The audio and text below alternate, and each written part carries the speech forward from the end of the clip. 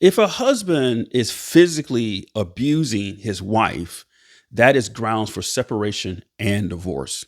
The Bible gives us a list of sins that will send somebody to hell. And in that list, it lists somebody who is an abuser.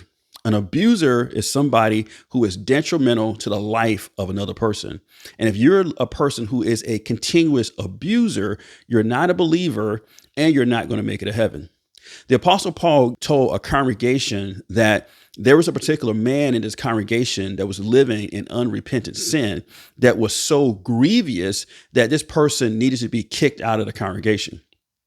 If Paul could take that stance with somebody who's in a church congregation that's committing a sin that's so grievous and that person should leave the congregation, in the same way, if a husband is committing a grievous sin that will leave that husband to hell and could harm the life of his wife and his kids, the same thing would apply there. This person needs to be kicked out of that relationship because they're a detriment to that particular family, and their sin is going to actually lead them to hell. The Apostle Paul said in Corinthians that if the unbelieving spouse decides to leave, let him leave. And in such cases, you're not bound anymore to that marriage.